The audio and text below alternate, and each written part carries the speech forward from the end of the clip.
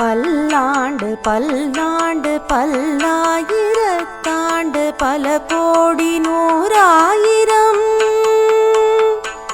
மல்லாண்டு தின்தோள் மணிவண்ணாவுன் சேவடி செவ்வி திருக்காப்பு உன் சேவடி செவ்வி திருக்காப்பு.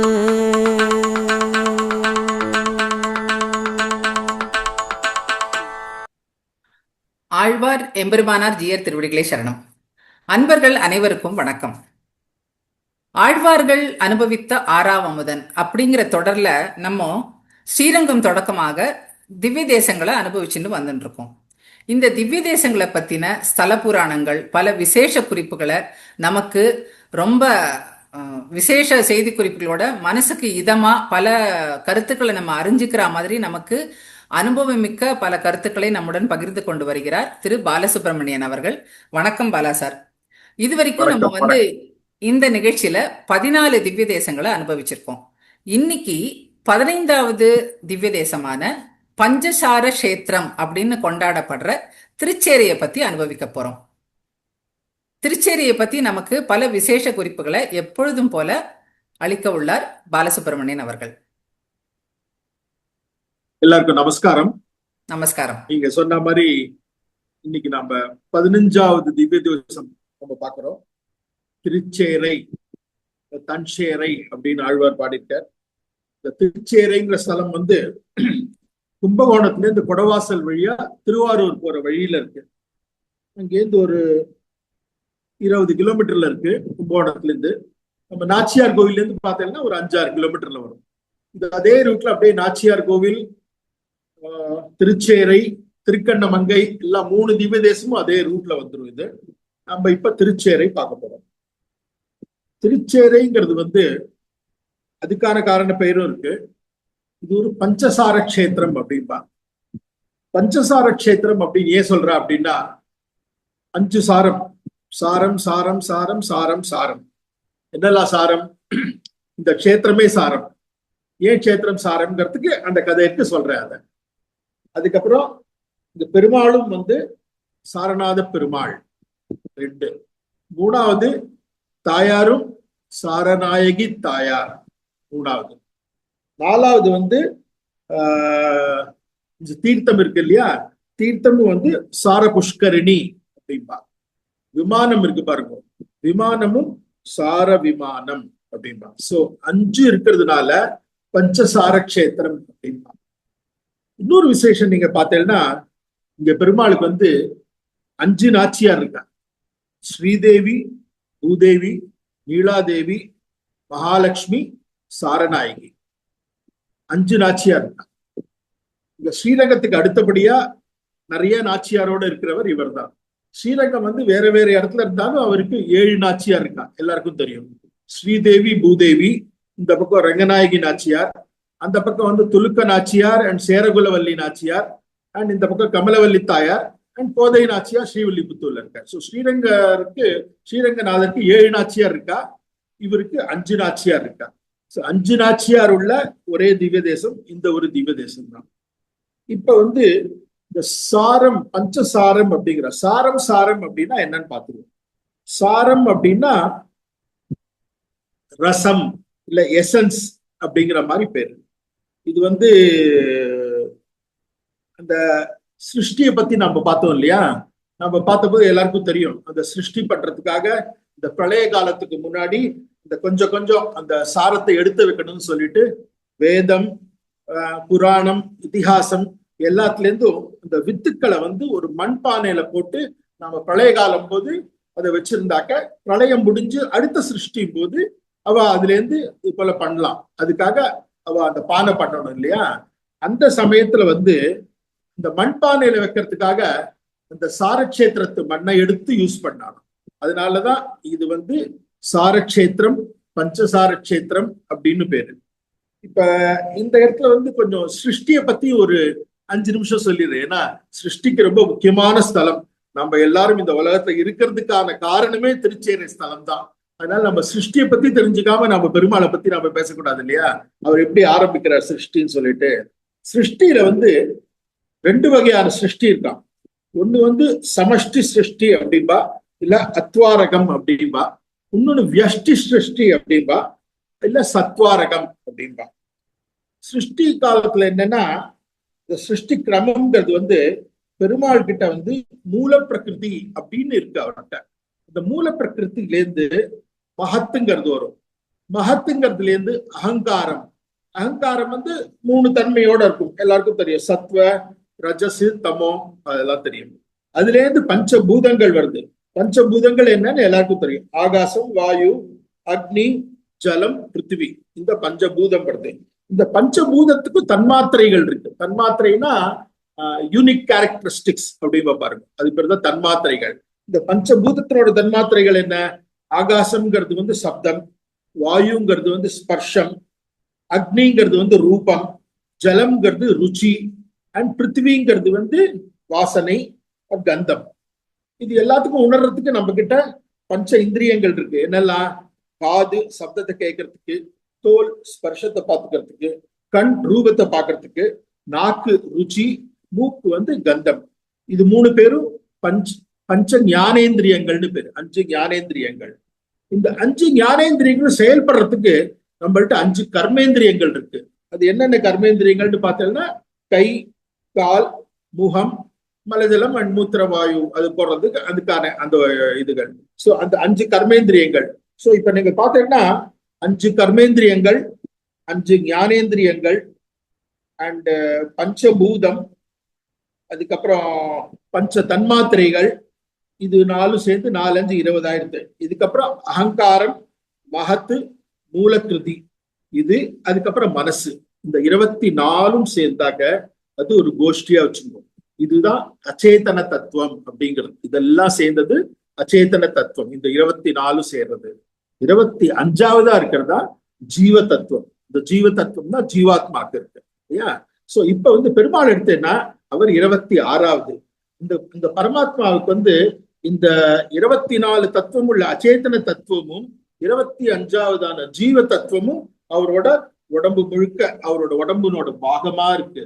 சமோகம் சத்வ பூதேஷு அப்படின்னு பகவத்கீதாலே சொல்லியிருக்காங்க. எல்லாமே அவரோட அங்கமா இருக்கு அப்படின்னு சொல்றாங்க இல்லையா? சோ இதெல்லாம் தான். இதுக்கப்புறம் என்னன்னா, இது மட்டும் பண்ணது வந்து பெருமாள் தான் பண்ணிருக்கார். இன்னும் பிரம்மா பறக்கவே இல்லை. இதுதான் ஃபேஸ் 1 அப்படிங்கலாம், சமஷ்டி தான். அதுக்கப்புறம் வந்து அவர் என்ன பண்ணுவார், 2வது ஸ்டெப்ல வந்து அவர் நாபிக் கமலத்திலேருந்து தாமரை, தாமரையிலேருந்து பிரம்மா. பிரம்மா வந்த உடனே அவர் என்ன பண்ணுவார், அவர் பிரம்மா கிட்ட அந்த ரெஸ்பான்சிபிலிட்டி விட்டுருவார். நீங்க வந்து இது போல மனுஷ கணங்கள் எல்லாரையும் வந்து நீங்களே படைங்கோ அப்படின்னு சொல்லிட்டு அவர் சொன்ன உடனே அவர் வந்து பிரம்மா வந்து அங்கேருந்து படைக்க ஆரம்பிச்சிருவார். பிரம்மா படைக்க ஆரம்பிக்கிறதுக்கு பேர் தான், அது பேர் தான் வியஷ்டின்னு பேரு. அது அவர் படைக்கிறது. சோ வெஷ்டி பண்ணி பண்ணி பண்ணி என்னன்னா, அது கொஞ்ச காலம் ஆனப்புறம் சரி வெஷ்டி எல்லாம் ஆயிட்டா, அப்ப வந்து தாயார் வந்து இது போல சொல்லுவாளாம், போதும் நம்ம அப்படின்ன உடனே அந்த சமயத்துலதான் அந்த லயம் அப்படின்பா. லயம்ங்கிறது என்னன்னா பிரளயம். இந்த பிரளய காலம் வரும், கல்பக்ஷயம் அப்படின்பா. கல்பக்ஷயம் வந்து அதுக்கப்புறம் வந்த உடனே எல்லாம் அப்படியே பிரளய காலத்துல எல்லாம் அழிஞ்சு போயிடும்.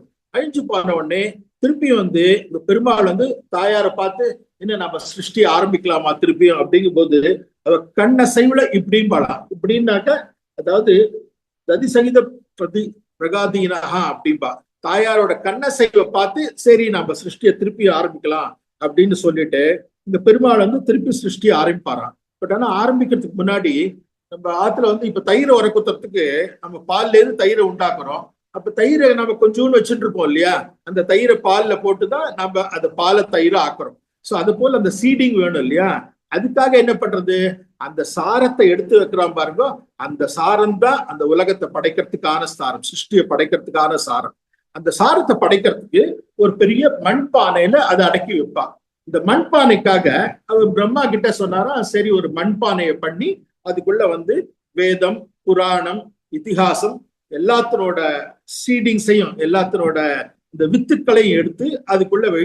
அதுக்கப்புறம் நம்ம அடுத்த சிருஷ்டி பண்ண ஆரம்பிக்கும் போது அது நமக்கு உபயோகப்படும் அப்படின்னு சொல்லிட்டு பெருமாள் சொன்ன உடனே அவரும் ஒரு மண்ணா எடுத்து எடுத்து அவர் பண்ண ஆரம்பிக்கிறாராம். பட் எந்த மண்ணாலையும் அவரால் வந்து இந்த பானையை பண்ணவே முடியலையா, உதுந்துட்டே இருந்துதான். உடனே அவர் வந்து ஸ்ரீமன் நாராயணன் கிட்டே கேட்டார், நீங்களே சொல்லுங்க என்ன மண் பண்ணாலும் அது வந்து பானை வந்து நிக்கவே மாட்டேங்கிறது, உதிர்ந்து உதிர்ந்து போறது, என்ன பண்ணலாம் அப்படின்னு சொல்லிட்டு. அப்ப வந்து பெருமாள் சொன்னாரா, நீ வந்து இந்த சாரக்ஷேத்திரம் போ, இந்த சாரக்ஷேத்திரத்துல இருக்கிற மண்ணை எடுத்து நீ பானையை பண்ணு, அது நல்லா கெட்டி மண்ல அது நல்லா இருக்கும். அந்த சேரை எடுத்து பண்ணதுனாலதான் திருச்சேரை அப்படிங்கிற பேரும் வந்தது. இன்ஃபேக்ட் என்ன சொல்லுவாருன்னா, அந்த சார புஷ்கரணி இருக்கு இல்லையா, சார புஷ்கரணியிலேந்து எடுக்கிற மண்ணு தான் அது அப்படியே பானையா பண்ணாலும். அதனாலதான் சார புஷ்கரணியே வந்துதான். அந்த அந்த சார புஷ்கரணி இருக்கிற இடத்துல இருந்து அந்த மண்ணெல்லாம் எடுத்திருக்கா. அதனால சார புஷ்கரணிக்கு என்ன விசேஷம்னு அது அப்புறம் சொல்றேன், நான் உச்சம் வரும்போது சொல்றேன். சோ இந்த சார புஷ்கரணி மண்ணை எடுத்து இந்த பானை பண்ணும்போது இந்த பானையை பத்திரமா வச்சுட்டா. அதுக்கப்புறம் எல்லாருக்கும் தெரியும், இந்த பிரளயம்லாம் வந்தது. பிரளயம் எல்லாம் வந்த போது அது ஹிமாச்சலம் மேல இருந்தது, அங்கேருந்து பானை உருண்டு வந்தது, அங்கேருந்து அந்த குடமோட இந்த வாசல் திறந்தது, அதுதான் குடவாசல் அப்படின்பா, கும்பகோணத்துக்கு மேல இருக்கிறது. அதுக்கப்புறம் வந்து அது ஒரு மூலையில போயிட்டு அது கோணிண்டுது, அதுதான் கும்பகோணம் அப்படின்பா. இந்த குடத்தினோட வயிறு இருக்கு பாருங்க, அது தங்கின இடம் தான் இந்த சாரக்ஷேத்திரம். திருச்சேரை அப்படிங்கிற கஷேத்திரம் வந்து குடத்தினோட வயிறு தங்கின பாகம். அதனாலதான் இது ரொம்ப ரொம்ப முக்கியமான இடம். இப்ப வந்து இங்க பெருமாள் எப்படி வந்தார் அப்படின்னு நம்ம பார்க்கணும் இல்லையா. இது என்னன்னா, ஒரு காலத்துல வந்து இந்த விந்திய மலைக்கு கீழே, விந்திய மலைங்கிறது எல்லாருக்கும் தெரியும், அதாவது வடக்கு தெற்கு இந்தியாவுக்கு நடுப்புற இருக்கிற அந்த மலைத்துவ பேர், மலை பிரதேசங்கள் பேர் விந்திய மலைன்னு பேரு.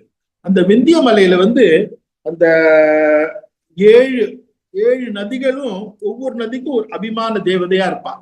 அந்த அபிமான தேவதைகள்லாம் அவ 7 பேர். யாரு? கங்கா, ஜமுனா, சரஸ்வதி, நர்மதா, சிந்து, காவேரி, கோதாவரி. இந்த 7 நதிகளோட தேவதையும் அங்க நீராடிட்டு இருந்தாளாம். நீராடி இருந்த போது இங்க விஸ்வாவசு அப்படின்னு ஒரு கந்தர்வன் அப்படி போனானா. கந்தர்வன் அப்படி போய் 7 கன்னிகைகளை பார்த்த உடனே உடனே வந்து காமனா அது போல கும்பிட்டானா. அதனாலதான் சொல்லுவா, நிறைய கூட்டத்தை இருக்கும்போது நாம வந்து அபிவாதையை சொல்லக்கூடாது. நிறைய கூட்டம் இருக்கும்போது வெறும் நமஸ்காரம் தான் பண்ணோம், தனித்தனியா இருந்தாதான் நம்ம வந்து அபிவாதை பண்ணோம் அப்படின்பா. இது என்னன்னா, அவன் எல்லாரையும் பாட்டு ஒரு காமனா அவன் பாட்டுக்கு நமஸ்காரம் பண்ணிட்டு அவன் நகர்ந்தானான்.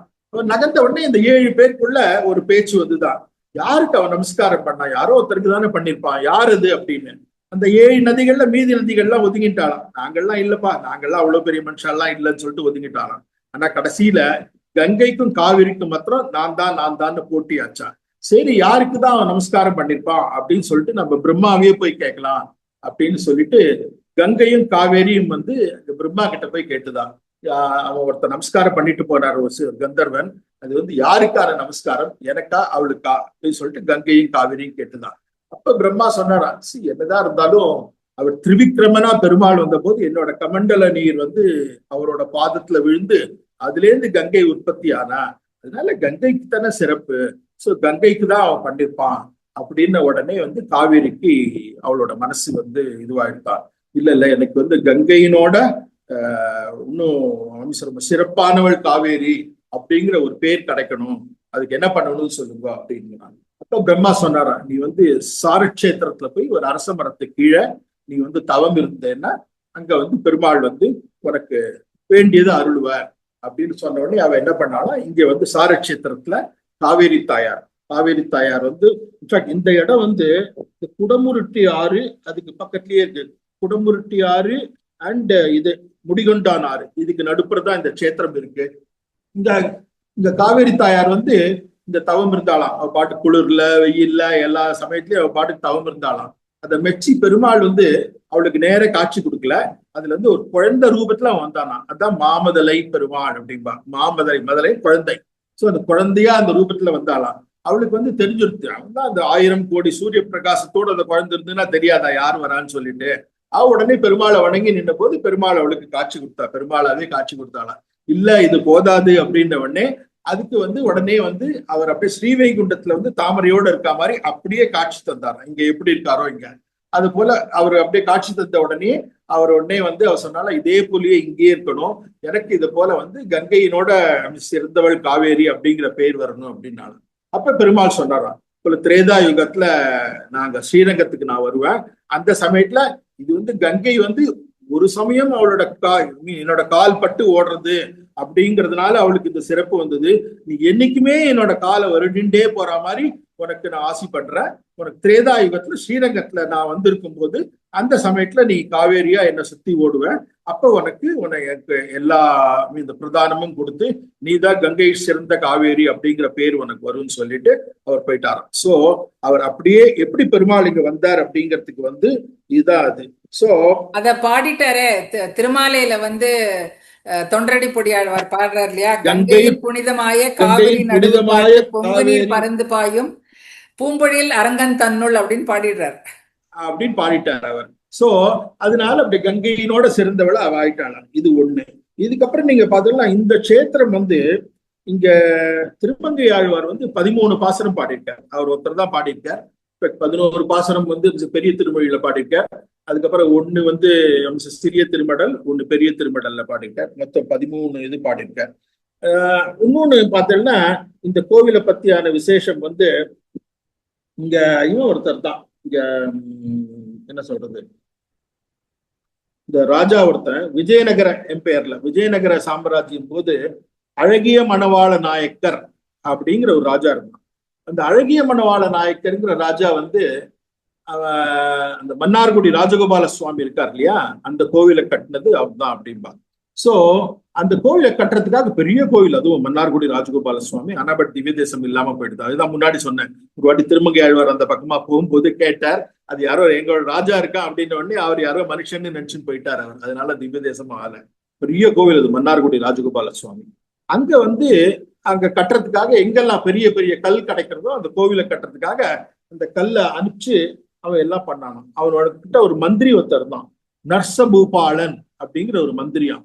நர்சபூபாலன் கிட்ட சொல்லி இந்த பெரிய பெரிய கல்லெல்லாம் எடுத்து அந்த கோவில் கட்டுறதுக்காக அனுப்பு அப்படின்னு. அப்பெல்லாம் அந்த மாட்டு வண்டி மாதிரி தானே இருக்கும் இல்லையா, அந்த வண்டியில போட்டு அனுப்புன்னு சொல்லிட்டு.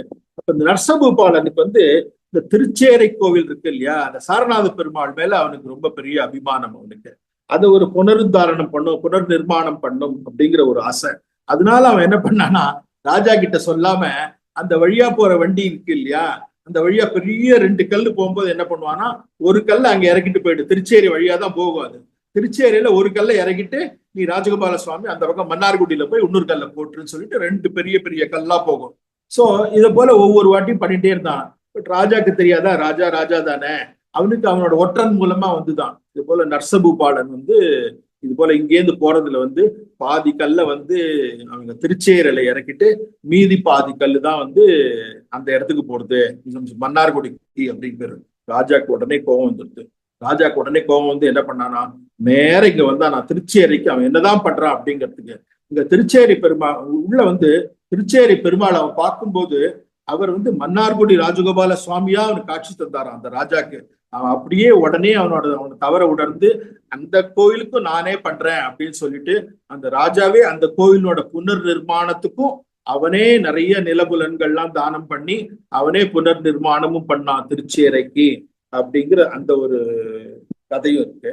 இதுல இன்னொன்னு பார்த்தோம்னா இங்க மெயினா இந்த மார்க்கண்டேய ரிஷி எல்லாருக்கும் தெரியும் இல்லையா.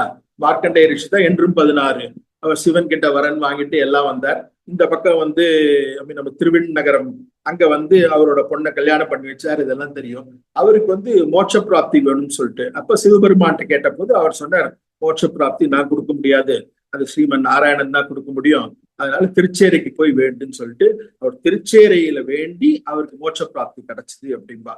அதனால நீங்க மூலவர் சன்னதி பார்த்தேன்னா இந்த பக்கம் மார்க்கண்டேயர் இருப்பார், இந்த பக்கம் காவேரி தாயார் இருப்பார். எப்படி அங்க திருவிண்ணகரத்துல நமக்கு மார்க்கண்டேயரும் பூதேவி தாயாரும் இருக்காளோ அதே போல இங்க இவா 2 பேரும் இருப்பா, காவேரி தாயாரும் மார்க்கண்டேய மகரிஷியும் இருப்பா, இவா 2 பேரும். இன்னொரு சிறப்பு அம்சம் என்ன அப்படின்னு பாத்தீங்கன்னா, இந்த சுவாமி சன்னதி போகும்போது ரைட் சைட்ல ஒரு சன்னதி ஒண்ணு, சின்னதா ஒரு சன்னதி ஒண்ணு இருக்கும், ராமர் சன்னதி. இந்த ராமர் சன்னதி எப்படின்னா அங்க அந்த ஸ்ருங்கிபேரபுரத்துல இருந்து ராமர் போனார் இல்லையா, அவர் கிளம்பும்போது அவர் காட்டுக்கு தானே போறார். ஸ்ருங்கிபேரபுரம் அந்த கங்கையை தாண்டினா எல்லாருக்கும் தெரியும், குஹன் அவரோட படகுல அவர் கொண்டு விட்டான், தாண்டி விட்டான்னு சொல்லிட்டு அதுக்கப்புறம் காடு தானே, அந்த காடா போகும். அந்த சமயத்துல அவர் என்ன பண்ணாரா, இந்த மர உரி இருக்கு இல்லையா, அந்த மரத்தினோட அந்த மரத்தினோட பாலை தலையில அவர் தழுவின்றார். ஞக்ரோதாட்சீரம் அப்படின்பா அது பேரு. இந்த ஞக்ரோதாட்சீரம் தடவிண்டாக்க அது அப்படியே கெட்டிப்பட்டுரும் அந்த முடி. அதுக்கப்புறம் நீங்க வரவே வேண்டாம், சோ அவர் 14 வருஷத்துல என்ன, அவர் காட்டுல இருக்கும்போது அவர் பாட்டு சிங்காரம் எல்லாம் பண்ணிட்டு இருக்க முடியாது இல்லையா ராஜா மாதிரி. சோ அதனால அந்த பாலை தடவின்ட்டு, இந்த நெக்ரோதாட்சீரத்தை தடவின்ட்டு அவரோட அப்படியே மர உரிம்பால அது போல தரிச்சுட்டு இருக்கும்போது அது அப்படியே கெட்டிப்பட்டு போயிடும். சோ இந்த காட்சியை வந்து அந்த கோவில்ல ஒரு சிலையா வச்சிருக்கா. அந்த காலத்து சிலை, இந்த காலத்து சிலை இல்ல. அவர் அப்படியே அந்த ஜடாமுடியோட இருக்கிறதெல்லாம் பின்னாடி ஒரு கண்ணாடி வேற வச்சிருப்பா. சோ அதனால அந்த இடத்துல பார்த்தீங்கன்னா ரொம்ப அழகா இருக்கும். அப்படியே ராமர் வனவாசம் போது எப்படி இருந்தாரோ அதே திவ்ய மங்கள இந்த விக்கிரகமா, அந்த விக்கிரகம் அங்க ஒண்ணு இருக்கு. அதனால அங்க போகும்போது எல்லாரும் கண்டிப்பா அதை பார்த்துருந்தோம். ஆமா, அத கண்டிப்பா சேவிக்கணும். அட்லீஸ்ட் தெரியாதா எங்க இருக்கு, கண்டிப்பா சேவிக்கணும். நிறைய பேரு ஆக்சுவலா ஒரே பட்டர் தான் இருக்கிறதுனால அவ கேட்டாதான் கொஞ்சம் பட்டர் வந்து போய் திறப்பாராம். அதனால என்ன இல்லாட்டி அவருக்கு அதை போய் திறந்து ஒரு பட்டர் இருப்பார், அவர் கொஞ்சம் நிறைய இருக்காளா கோவில்ல வந்து நிறைய கைங்கரியங்கள் எல்லாம் பண்ணி இப்ப நல்லாவே நடக்கிறது. திருச்சேரை கோவில் பண்ணிட்டு இருக்காளா? அதான். சோ அதனால நம்ம பட்டர் கிட்ட கொஞ்சம் ஸ்பெசிபிக்கா கேட்டு ராமரை பார்க்கணும்ட்டு நம்ம ராமரை பார்த்துட்டு தான் நாம வரணும். அது ஒண்ணு. அதுக்கப்புறம் இன்னொன்னு நீங்க பாத்தீங்கன்னா இங்க பரமபத வாசல் கிடையாது அப்படின்பா. ஆனா பட் வைகுண்ட ஏகாசிக்கு எல்லாரும் போனாங்க. ஏன் வைகுண்ட ஏகாசிக்கு போடுவாங்க, என்ன நடக்கும் அப்படின்னு பார்த்தீங்கன்னா, அங்க வந்து அதாவது இந்த ஜீவாத்மா இருக்கு இல்லையா, அது வந்து மோட்சம் வைகுண்டத்துக்கு போற பாதை வந்து ஒண்ணு அர்ச்சரார்த்தி மார்க்கம் இல்லாட்டி தூமாதி மார்க்கம்னு இருக்கு. இந்த அர்ச்சரார்த்தி மார்க்கம்ல வந்து ஒரு 11 ஸ்டெப்ஸ் இருக்கு. இந்த 11 ஸ்டெப்ஸ் என்னன்னா, விஹாயசகதிர்ஜோதி சுருச்சி உதபுக் விபுகு ரவிர் விலோச்சன சூரிய சவிதார விலோச்சன அனந்தோகுத புக்போக்தா. இது 11 படி. அந்த மார்க்கத்துல என்னென்ன வருதுன்னு நான் சொன்னது வந்து விஷ்ணு சஹஸ்ரநாமத்துல வருது. 94வது ஸ்லோகம் இது. இந்த 94வது ஸ்லோகம் இருக்கிறது அர்ச்சரார்த்தி மார்க்கம்ல எப்படி எப்படி போகுதுன்னு சொல்லிட்டேன். அப்ப வந்து இது போல பட்டர் வந்து வாசல்ல இருந்து அவர் அங்க கர்ப்ப கிரகத்துக்கு பெருமாள் ஐஷன் போவாராம். அப்ப அவர் சொல்லிட்டே இருப்பாரு அது போல, இப்ப நம்ம உத்தராயணத்துக்கு தாண்டிட்டு இருக்கோம், இப்ப நம்ம வந்து சுக்லபட்சத்தை தாண்டிட்டோம், இங்க வந்து இந்திரலோகம் வந்துடுத்து. சோ அது போல அவர் சொல்லிட்டே போவாராம். அதை பாக்குறதுக்கு ரொம்ப அருமையா இருக்கும். அதனால ஈவன் வைகுண்ட வாசல் இல்லாட்டி கூட ஏன்னா அங்கேயே வைகுண்ட பிராப்தி அவரே இருக்காரு இல்லையா, வைகுண்ட கஷேத்திரத்துல இருக்காப்லயே அவர் இருக்காரு. அதனால வந்து இங்க பெருமாளை உள்ள ஐஷன் போகும்போது அதை பார்க்கணும் நம்ம வைகுண்ட இது அன்னைக்கு, வைகுண்ட ஏகாசி அன்னைக்கு அப்படின்பா. அதனால கண்டிப்பா யாரெல்லாம் போறீங்களோ வைகுண்ட ஏகாசிக்கு போறதுக்கு அதை ட்ரை பண்ணுங்க. பெருமாள் வந்து நல்ல ஜெய்ஜாண்டிக்கா இருப்பார். கோபுரம் வந்து ஒரு 120 அடி கோபுரம், பெரிய கோபுரம். பெருமாளும் 12 அடி பெருமாள் அப்படின்பா. இந்த கோவில்ல வந்து மாந்தியோட அம்சம், நவகிரகத்துல ஒண்ணு மாந்தின்னு ஒண்ணு இருக்கு, நவகிரகத்துல இல்லாதது. இந்த மாந்தியோட அம்சமாவும் இந்த கோவில்ல இருக்கு அப்படின்பா. இந்த கோவில்ல இன்னொரு முக்கியமான விசேஷம் என்னன்னா, இந்த கோவில் பெருமாளை தரிசிச்சேன்னா 100 தடவை காவேரியில நாம நீராடிய புண்ணியம் கிடைக்கும் அப்படின்னு சொல்லுவா. இந்த முக்கியமான அந்த டைம் அப்படின்னு பார்த்தேன்னா, இங்க வந்து சார புஷ்கரணிக்கு என்னெல்லாம் சந்நிதி இருக்குன்னு சொல்லிடுறேன். மூலவர் தான் சொல்லிட்டேன், மார்க்கண்டேயர் அண்ட் காவேரி இருக்கா. அது தவிர வந்து உங்களுக்கு நிறைய சந்நிதி இருக்கு. ராமர், நரசிம்மர், காளியமர்த்தனர், திருவேங்கடமுடையான், பாலசாரநாதர், சேனா முதலியார், ராமானுசர், பிள்ளை லோகாச்சாரியார், ஆழ்வார், மணவாள மாமுனிகள், ஹனுமான், ஆண்டாள், சத்யபாமா, நரசிம்மர், ருக்மணி எல்லாரும் இருக்கா. சார புஷ்கரணி மேற்கு இதுல வந்து அகத்தியர், பிரம்மா, காவேரி வாழலாம் இருக்காளாம். சோ இவ்வளவு இது இருக்கு. இன்ஃபேக்ட் சுவாமி தேசிகன் வந்து 2வது அதிகாரத்துல அவர் சொல்லியிருக்காராம், அவர் அந்த இது பாடினார். அதுல வந்து அசாரம் அல்பசாரஞ்ச சாரம் சாரதரம் யசீத்து சாரதமே சாஸ்திரம் அப்படின்னு சொல்லியிருக்காரு. அதாவது சாரம் இல்லாததெல்லாம் விட்டுட்டு சாரத்தை மாத்திரம் எடுத்துக்கணும் அப்படிங்கிறதுக்கு, அந்த சாரத்தை மாத்திரம் எடுத்துட்டு பண்ண க்ஷேத்திரம் அப்படிங்கிறதுனால இந்த க்ஷேத்திரத்துக்கு வந்து ரொம்ப ரொம்ப அதாவது ரகசியத்ரயம் அப்படின்னு அவர் சொல்லியிருக்காரு இல்லையா, அதுல அவர் பாடியிருக்காரு தான். இது ஒண்ணு. இன்னொன்னு வந்து இதை பத்தி சொல்லணும் அப்படின்னா, இந்த பக்கம் வந்து இந்த பிரம்மாண்ட புராணத்திலையும் பவிஷ்ய புராணத்திலையும் இந்த இடத்த பத்தி சொல்லியிருக்கு. அண்ட் திருமங்கை ஆழ்வார் வந்து இங்க 13 பாசுரம் பாடியிருக்கார் அப்படிங்க. இங்க முக்கியமான நாள் வந்து தைப்பூசம். தைப்பூசம் பிரம்மோத்சவம் ரொம்ப பெருமை. ஏன்னா தைப்பூசம் அன்னைக்குதான் வந்து காவேரி தாய்க்கு பெருமாள் அங்க காட்சி கொடுத்தார். அதனால தைப்பூசம் 10 நாள் உற்சவம் நடக்கும். இந்த தைப்பூச நட்சத்திரம் வந்து வியாழக்கிழமை வர்றது 12 வருஷத்துக்கு ஒரு தடவை ஒரு மாதம். அந்த நாள் வந்து ரொம்ப விசேஷமான நாள். தைப்பூசம் வியாழக்கிழமை சஞ்சரித்த காலம் வந்து அவ என்ன சொல்றான்னா கும்பகோணம் மகாமகத்திற்கு ஈடான நாள் அது. அன்னைக்கு வந்து எல்லாரும் வந்து அந்த சார புஷ்கரணியில எல்லாரும் வந்து நீராடுவாளாம், அவ்வளவு பேர் வருவாளாம். அதாவது அன்னைக்கு அந்த 12 வருஷத்துக்கு ஒரு தடவை வந்த இந்த ஒரு நாள்ல. இதுக்கப்புறம் வந்து அங்கேயே அந்த குளக்கரையில நான் சொன்ன மாதிரி எங்க காவேரி அம்மனுக்கு தனி சந்நிதியும் இருக்கு. திருமங்கை ஆழ்வார் வந்து நான் சொன்ன மாதிரி இன்னொன்னு அந்த நார்த் ஈஸ்ட், அதாவது வடகிழக்குல வந்து ஒரு சிவன் கோவில் ஒண்ணு இருக்கு. அதாவது சார பரமேஸ்வரர் அப்படிம்பாங்க. இந்த சார பரமேஸ்வரர் பேர் வந்து ருண விமோச்சன பரமேஸ்வரர். அப்படி ருணம்னா கடன் அப்படின்னு அர்த்தம். கடன் நிவர்த்தி பண்ணுவாராம். அதாவது அந்த பரமேஸ்வரனை வேண்டினாக்க கடன் எவ்வளவுதான் நமக்கு இருந்தாலும் அந்த கடன் குறையணும், அது போகணும் அப்படின்னு வேண்டினாக்க அந்த சிவன் கிட்ட அந்த கடன் எல்லாம் நிவர்த்தி ஆயிடுமா. நான் இந்த விஷயம் வந்து எனக்கு ரொம்ப நாளா தெரியும். என்னோட ஒரு காலேஜ் ஃப்ரெண்டு கிட்ட நான் வந்து ஏதோ அவன் ரொம்ப கஷ்டப்பட்டுனா ஏதோ பிசினஸ் பண்ணான், அவனால முடியாது இருந்தது. அவன்கிட்ட ஜஸ்ட் சொன்னேன், இது போல நான் கேள்விப்பட்டிருக்கேன்டா, இது போல ருண விமோச்சன பெருமாள்னு இங்க இருக்க இந்த பரமேஸ்வரன் கோவில் ஒண்ணு இருக்கு, இந்த திருச்சேரை கிட்ட நீ போயிட்டு அவரை வேணா வேண்டிக்கோன்னு சொல்லிட்டு. அதுக்கப்புறம் அவன் போனானா என்னன்னு தெரியல எனக்கு. அதுக்கப்புறம் ஒரு 4-5 வருஷம் கழிச்சு அவன் என்ன மீட் பண்ற வேண்டிய ஒரு இது வந்தது சார், கெட் டுகெதர்ல. அப்ப அவன் சொன்னான், நீ சொன்னியே எனக்கு இதெல்லாம் ரொம்ப நம்பிக்கை இல்ல, இருந்தாலும் நான் அங்க போனேன், நீ வந்து நம்பவே மாட்ட. அதுக்கப்புறம் வந்து என்னோட லைஃப்லயே வந்து totally different way of things நடந்தது. என்னோட அந்த கடன் எவ்வளவு பெரிய கடன், இந்த வாழ்க்கை இந்த ஜென்மத்துல நான் வந்து தீர்க்க முடியுமான்னு நான் நினைச்ச கடன் எல்லாம் ஒரு 2 வருஷத்துக்குள்ள எல்லா கடனும் தீர்றபடி எனக்கு வந்தது வாழ்க்கையில. அது கண்டிப்பா அந்த கோவில் போய் தான் வந்தது. நானும் எல்லார்கிட்டையும் சொல்றேன், இது போல கடன் நிவர்த்திக்கான பெருமாள் அப்படின்னா. சோ இதெல்லாம் வந்து அவளோட அனுபவத்துல அவ பார்க்கும்போதுதான் இதுக்கான நமக்கான நம்பிக்கையெல்லாம் வரும். இந்த ஒரு விஷயம். சோ அந்த தைப்பூச திருநட்சத்திரத்துல எல்லாரும் வந்து அங்க தேர் தேர் அந்த கடைசி நாள் தேர் அன்னைக்குதான் 5 தாயாரோட நான் சொன்ன மாதிரி சாரநாயகி தாயார், ஸ்ரீதேவி தாயார், பூதேவி தாயார், மகாலட்சுமி அண்ட் நீலா தேவி தாயார் எல்லாரோடையும் 5 தாயாரோடையும் தேர்ல அவர் ஊர்வலம் வருவார். அதை பார்க்கறதுக்கு கண்கொள்ளாத காட்சி அது. இதை தவிர வந்து வேற என்னன்னா, இந்த சத்தியகீர்த்தி அப்படின்னு ஒரு சோழ ராஜா இருந்தானா, அவனுக்கு புத்திர பேர் இல்லாம இருந்ததான். சோ மார்க்கண்டேய முனிவரால இந்த தலத்துக்கு ஆற்றுப்படுத்தப்பட்டு இந்த பெருமானை வேண்டி அவன் புத்திர பேர் அடைஞ்சான் அப்படின்பா. இது ஒண்ணு. இன்னொன்னு வந்து பார்த்தோம்னா, இதே போல மாவடிப்பள்ளம் பாபா சாஹேப் அப்படின்னு ஒரு இஸ்லாமியர் இருந்தாராம். அவருக்கும் வந்து பிள்ளைப்பேர் வேணும்னு சொல்லிட்டு அவர் இந்த இடத்துல வேண்டிட்டு அவருக்கும் புத்திர பேர் கிடைச்சு அவர் நிறைய பூமி தானம் செஞ்சார் அப்படின்னு அங்க இருக்கிற கல்வெட்டுகள்ல இருந்து சொல்றதான். அதாவது அந்த காலத்தையே இதெல்லாம் ஆயிருக்கு, இந்த கல்வெட்டுகள்ல இருந்து சொல்றதா. சோ இன்னொன்னு அந்த வடமேற்கு திக்குல இருக்கிற அந்த ஆஞ்சநேயர் கோவில் வந்து அவர் பெரிய வரப்பிரசாதி அப்படின்பா. அங்க இருக்கிற ஆஞ்சநேயர் வந்து ரொம்ப வரப்பிரசாதி அப்படின்பா. ஒன்னே ஒண்ணு என்ன சொல்றேன்னா, இந்த திருமங்கை ஆழ்வாரோட அந்த ஒரு பாசுரம் இருக்கு இல்லையா, இந்த ஒரு பாசுரம் வந்து அதை பத்தி சொல்லிட்டு அதனோட ஒரு ஐதீகம் ஒண்ணு இருக்கு, அதையும் சொல்லிடுறேன். அவர் பாண்டது 13 பாசுரம், நம்ம ஒரே ஒரு பாசுரத்தை பார்க்கலாம்.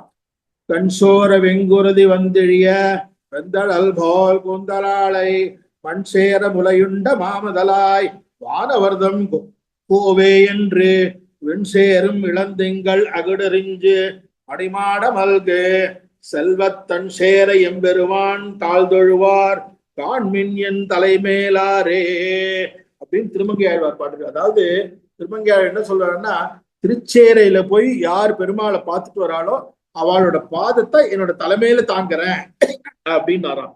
அதனால என்ன ஆச்சுன்னா, இங்க வந்து இவர் ஒருத்தர் இருக்கார், அரையர். அங்க பிள்ளை அழகிய மணவாள் அரையர். பிள்ளை அழகிய மணவாள் அரையர் அப்படிங்கிறவர் வந்து இது பத்தி ஒரு ஐதீகம். சோ அவர் வந்து ஒரு வாட்டி என்ன பண்ணாரா, திருச்சேரை வழியா போனாராம். திருச்சேரை வழியா போகும்போது கோவில் வழியா தானே எல்லாரும் போவா, கோவில் விசாரிச்சுட்டு அவர் கோவில் பக்கம் போகாம அவர் அப்படி வயல் பக்கமா போனாராம். வயல் பக்கமா போகும்போது அந்த ஊர்க்காரர் வந்து, ஏன் சுவாமி வயல் பக்கமா போறீர், நம்ம திருச்சேரி வழியா தானே போறீர், அப்படியே பெருமாளையும் சேவிச்சுட்டு அதுக்கப்புறம் போங்கல அவங்க ஊருக்கு, ஏன் இது போல வயல் பக்கமா போறீன்னு. யார் இது போல அபச்சாரப்படுவா? அங்க கோவிலுக்கு போனாக்க அங்க என்னோட கால் வந்து அவர் அங்க திருமங்கை ஆழ்வாரோட தலைமையில வரா மாதிரி அது பெரிய ஒரு அபச்சாரம் இல்லையா? யாரு ஆழ்வார் கிட்ட அபச்சாரப்படுவா அப்படின்னு சொன்னாராம். சோ அந்த அளவுக்கு அவர் என்னன்னா, அதான் அவர் சொல்லிட்டார் இல்லையா, அதனால அந்த இடத்துல வந்து யார் இது போல இந்த மாதிரி கால் வைக்கிறாளோ அவளோட தலையை வந்து அவளோட காலை வந்து என்னோட தலைமையில வைப்பேன் அப்படின்னு அவர் சொல்லிட்டாரு. அதனால சோ ரொம்ப இது அதனால இன்ஃபேக்ட் அந்த காலத்துல சொல்லுவா, கொஞ்சம் பெரியவாள்லாம் என்ன பண்ணுவாளாம், அதாவது முட்டியில தான் அவ உள்ள போவாளாம், அவ காலால் நடக்க மாட்டாளாம். அந்த கோவில உள்ள போகும்போது முட்டியில நடந்து போகலாம். அதுக்காக யாரும் நம்ம போகாம இருக்க வேணாம். திருமங்கை ஆழ்வார் வந்து நம்ம கோவில்ல இந்த பெருமாளோட பிரசித்தத்தை பத்தி சொல்றாரு. நம்ம அதுக்காக நம்ம வந்து முட்டியில தான் போகணும்னு சொல்லிட்டு போகாம இருக்க வேணாம். எல்லா பக்தர்களும் கண்டிப்பாக இந்த திவ்ய கஷேத்திரத்துக்கு போயிட்டு எல்லாரும் சுவாமி தரிசிக்கணும்னு. இன்னும் ஒரு விஷயம் இருக்கு, அதான் அந்த மடிப்படி ரகசியம் அப்படின்பா. அதை பத்தி நீங்களே சொல்லுங்க. எல்லாருக்கும் ஒரு நிமிஷம் இல்ல, எல்லாருக்கும் என்ன தெரியணும் அப்படின்னா, மேடமோட அவங்களோட சொந்த ஊர் வந்து திருச்சேரை. அவ அம்மா அப்பா 2 பேருமே திருச்சேரையில தான் இது பிறந்தவா. அதனால திருச்சேரை பத்தி மடிப்படி ரகசியத்தை மேடமே சொல்லட்டும். சொல்லுங்க. அது இல்ல, அத சிம்பிளா சொல்லணும்னா மடிப்படி ரகசியம்ங்கிறது வந்து ஆழ்வாருக்கும் திருச்சேரை பெருமாளுக்கும் நடந்த உரையாடல். அத வந்து என்னன்னா, இப்ப நீங்க முதல் பாசுரம் சொல்லி சொன்னீங்க இல்லையா, அதாவது ஆழ்வார் வந்து என்ன பாடுறார், பெருமாளை வந்து யார், அதாவது பாகவதாள் பெருமாளோட அடியவர்கள் அவளுடைய பாத துளிகள் வந்து தொண்டரடிப்பொடி ஆழ்வார் சொன்ன மாதிரி இவரும் சொல்றார், அவாதான் பாகவத சேஷத்துவத்தை சொல்றார். இதை வந்து ஆக்சுவலா வந்து என்ன சொல்லுவானா, இந்த மடிப்படி ரகசியம்ங்கிறது வந்து என்னன்னா ஆழ்வாருக்கும் பெருமாளுக்கும் நடந்த உரையாடல். அது வந்து ஒரு நூல்ல வந்து அதை வந்து சொல்லியிருக்கான். அந்த மடிப்படி ரகசியம்ங்கிறது வேற ஒன்றும் இல்லை, ஆழ்வாரை வந்து பெருமாள் மடக்கி மடக்கி கேள்வி கேட்கிறார். மடிப்படி ரகசியம் மடக்கி மடக்கி கேள்வி கேட்கிறார். நான் உனக்கு அந்தரியாமியா இருக்கேன், நான் தானே உனக்கு எல்லாம் இது பண்றேன், நீ வந்து என்னோட அடியவர்களை புகழ்ந்து நீ வந்து என்ன வந்து இல்லைன்னு சொல்றியே அப்படின்னு அவர் வந்து ஒரு பாசுரத்திலேருந்தும் அவர் வந்து ஒரு எக்ஸாம்பிளா சொல்றார். அப்ப வந்து இவர் என்ன பண்றாருன்னா, இவர் பெரிய திருமொழி பாடியிருக்கார் இல்லையா, இவர் வந்து என்ன பண்ணுவாருன்னா ஒரு தான் பாடின, நான் அங்க அப்படி பாடல, அங்க கூட என்ன சொல்லியிருக்கேன், உன்னை சேவிக்கிற அடியவர்கள், உனக்கு திருவாராதனம் பண்ண அடியவர்கள்னால்தான் உனக்கு பெருமை ஜாஸ்தி, ஸோ அவாதான் வந்து எனக்கு என்னோட மனசுல இருக்கிறவான்னு சொல்லியிருக்கேன் அப்படின்னு தன்னோட பாசுரங்கள்லேருந்து ஏன்னா அந்த நம்ம இன்னொரு நிகழ்ச்சியில அந்த உரையாடல் என்னங்கிறது ஆக்சுவலா வந்து இன்னொரு நிகழ்ச்சியில நம்ம அதை அனுபவிப்போம். இதுல வந்து என்ன சொல்றாருன்னா, அந்த பாகவத சேஷத்துவத்தை வந்து தன்னோட பாடல்கள்ல வந்து பெருமாள் மடக்கி மடக்கி கேள்வி கேட்பார். இல்ல நான் உனக்கு அப்ப அப்படி பண்ணேனே, அப்ப நீ என்ன தானே வசதியா பண்ண, முதல்ல என்கிட்ட தானே வந்த, நான் உனக்கு வந்து ஒரு திவ்ய தேசத்துலயும் நான் தானே உனக்கு காட்சி கொடுக்குறேன் அப்படின்லாம் அவர் தன்னை பத்தி தானே சொல்லி ஒரு இதுலயும் வந்து இல்ல நான் அப்படி பாடல அப்படின்னு ஒரு இடத்துலயும் அவர் வந்து அந்த பாகவத சேஷத்துவம் அடியார்களுடைய சிறப்பை தான் நான் சொல்லின்னு வரேன் அப்படின்னு சொல்வார். அப்போ கடைசியில வந்து பெருமாள் என்ன பண்ணுவாராம், ஏன்னா நம்ம முன்னாடி பார்த்தோம் பெருமாளை வந்து அடையணும், எம்பெருமான் அடையணும்னு சொல்லிட்டு மடல் ஊர்ந்தார் ஆழ்வார்னு பார்த்தோம் சிறிய திருமணம். இப்போ அவரோட பாகவத சேஷத்துவம் தன்னோட அடியவர்கள் கிட்ட அவர் வந்து எவ்வளோ ஒரு அந்த இதை வந்து எப்படி காமிக்கிறாருங்கிறத வந்து பெருமாள் பார்த்த உடனே அப்படியே மனசு நெகிழ்ந்து போயிட்டாராம். ஸோ இவரை நம்ம அடையணும்னு சொல்லிட்டு அவர் மடலூர்னு நினைச்சாராம். ஆழ்வார் வந்து மடலூர்ந்தது போக திருமங்கை ஆழ்வார் மடலூர்ந்த மாதிரி இப்போ வந்து ஆழ்வார் திறத்துல மடலூரணும் அப்படின்னு பெருமாளுக்கு வந்து திருவுள்ளத்துல வந்து நான் அவ்வளவு மகிழ்ந்து போனாராம். அதாவது என்ன சொல்ல வரா இதுல இருந்துன்னா, பகவத் சேஷத்துவத்தோட பாகவத சேஷத்துவம், அதாவது அடியவர்களுக்கு தொண்டு செய்யறதுங்கிறது எவ்வளவு ஒரு வசதியான விஷயங்கிறது வந்து இதெல்லாம் நமக்கு காமிச்சு கொடுக்கறது. அவ்வளவுதான். அந்த மடிப்படி ரகசியம்ங்கிறது வந்து அது ஒரு interesting conversation between Perumal and Alvar.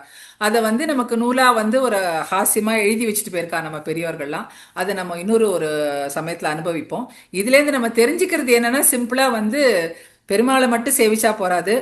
Kabisthalam கஷேத்திரத்தை பத்தி பேசும்போது நம்ம பார்த்தோம் இல்லையா, பெருமாளுக்கு தொண்டு செய்யற அந்த பட்டரோட இதை பத்தி பேசணும். அந்த மாதிரி பெருமாளுக்கு தொண்டு செய்யக்கூடிய பக்தர்களுக்கு நமக்கு தொண்டு செய்யறதுக்கு ஒரு கிருப்பை கிடைச்சா கூட அதுவும் வந்து நமக்கு பெரிய புண்ணியம் செஞ்சிருக்கோம் நம்ம அந்த கைங்கரியம் பண்றதுக்குன்றத வந்து நம்ம வந்து மனசுல பகவத் அபச்சாரத்தோட, அதனாலதான் பாகவத அபச்சாரம் இன்னும் ரொம்ப பெருமாளுக்கு வந்து தன்னை இது பண்ணா கூட அவனுக்கு கோவம் வராது. தன்னோட அடியார்களை வந்து பிரகலாதன் பகவத் அபச்சாரம் பண்ணாக்க நீங்க பகவான் கிட்ட போய் மன்னிப்பு கேட்டா அவன் கொடுத்துருவான். பாகவத அபச்சாரம் பண்ணேன்னா பகவான் என்ன சொல்லுவான்னா, நான் மன்னிக்க மாட்டேன், அந்த பாகவதன் கிட்டயே போய் கேளு, அவன் மன்னிச்சாதான் உண்டு அப்படிம்பான். அதனால ஆமா, பாகவத அபிசாரம் பத்திரம் படவே கூடாது. படவே கூடாது. அதனால வந்து இந்த கஷேத்திரத்துல போய் சேவிக்கும் பொழுது நம்ம வந்து மனசுல வந்து இவரோட அடியவர்களுக்கும் வந்து பெருமாளோட கிருபை என்னென்னைக்கும் இருக்கணும் அப்படிங்கிற மாதிரி நமக்கும் அந்த அடியவராகக்கூடிய இதை வந்து ஒரு அனுகிரகத்தை பெருமாளும் பிராட்டியும் அருளணும் அப்படிங்கிற ஒரு நிறைவோட நம்ம வந்து அடுத்த திவ்ய தேசத்துல நம்ம வந்து மீண்டும் நேயர்களை சந்திப்போம். வணக்கம் பாலா சார். வணக்கம், வணக்கம்.